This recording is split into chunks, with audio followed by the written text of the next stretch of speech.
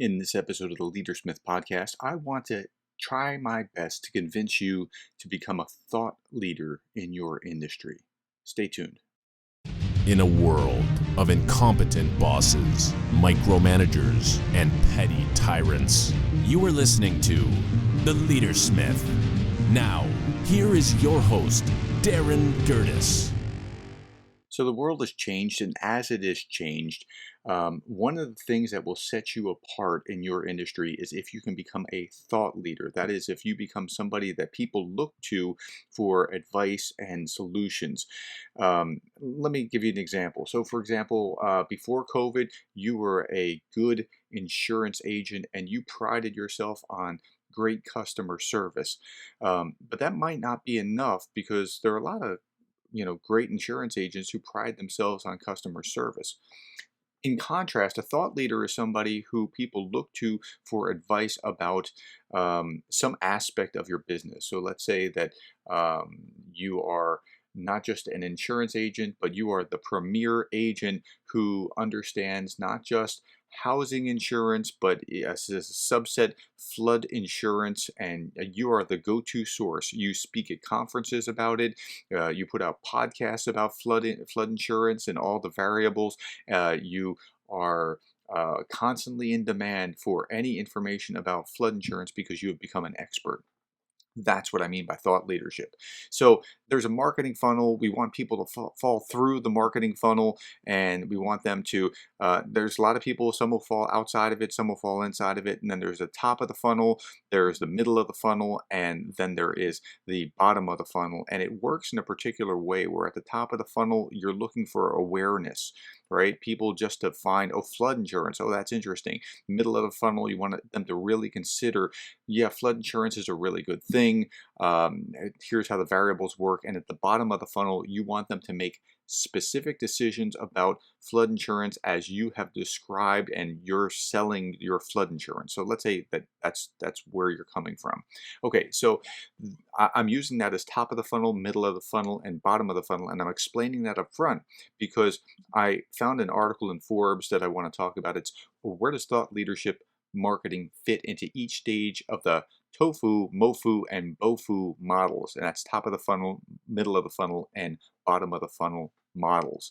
Okay, so I was giving that background so you wouldn't be lost with that language, the acronyms. Okay, and he talks about this. Thought leaders challenge conventional wisdom. When you become a thought leader, you build credibility, you provide value, you become kind of the go-to person. But it's different at all levels. At the top of the funnel, it's different than at the bottom of the funnel and in between. So he talks about the benefits of thought leadership marketing. For example, he says, quote, thought leadership marketing program will elevate your brand's profile, leading to more sales and increased influence in the market. And I think that's pretty true. If when you become the expert, the go-to guy, it's pretty common for people. I know that I've hired when I had managerial powers. I'm back in my classroom now, but when I was a manager, I hired someone because they spoke at a conference, and I thought, wow, that person knows what they're talking about. Let's get that person.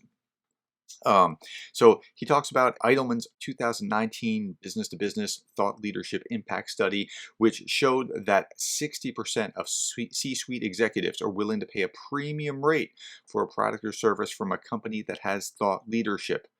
And only 14% of sellers believe that thought leadership increases pricing power at the same time. So put those two things together. Executives believe that they can pay a premium, but only 14% of sellers believe that thought leadership increases pricing power. So there's a disparity between the way that we're thinking about it.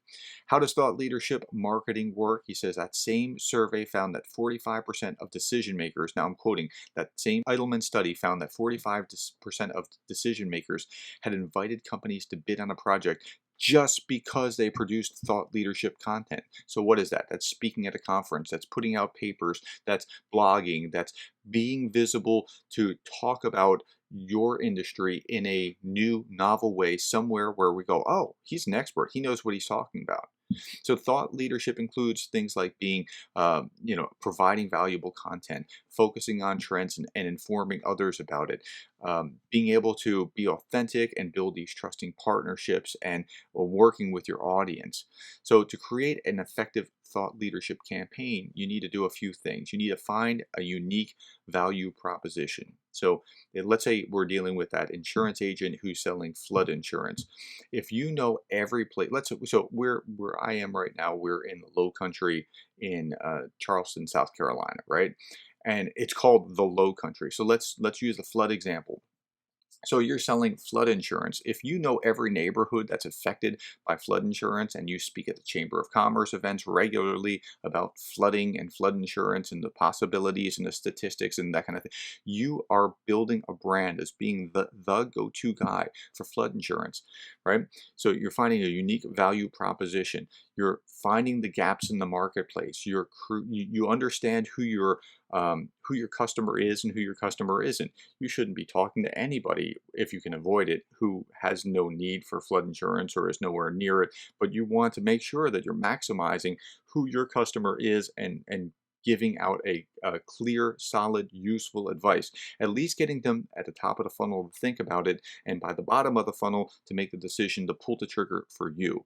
Okay, in every stage of the marketing funnel, thought leadership's important, but it looks different at each stage. So at the top of the funnel, you're just, the awareness guy. Flood insurance is important. It's here.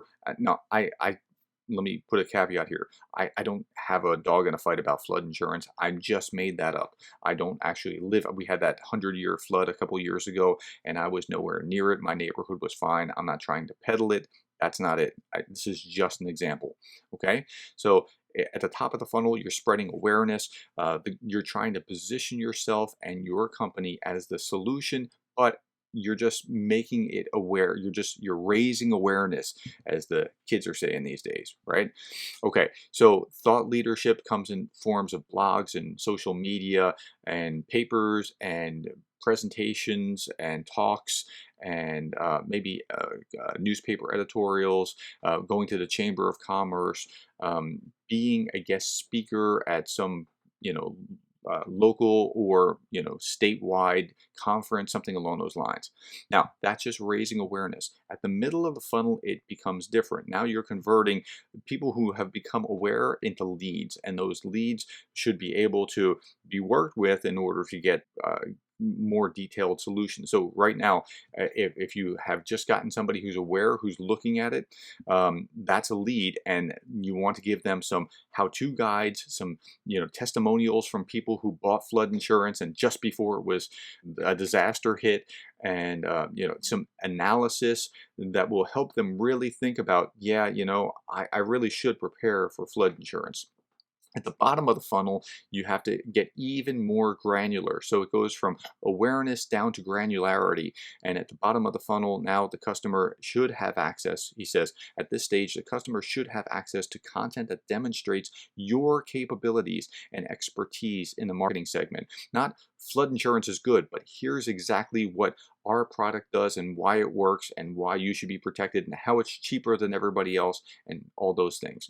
So product comparisons, and be nice to other companies, right? You don't need to be a jerk about them. Oh, well, they're terrible. No, tell honestly what they are, and then compare yours side by side.